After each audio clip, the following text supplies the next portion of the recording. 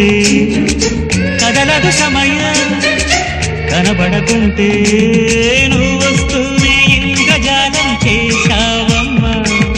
కవ్విస్తూనే చంద్రజాలం వేశావమ్మా పరిచయమే చేశావే నన్నే నాకు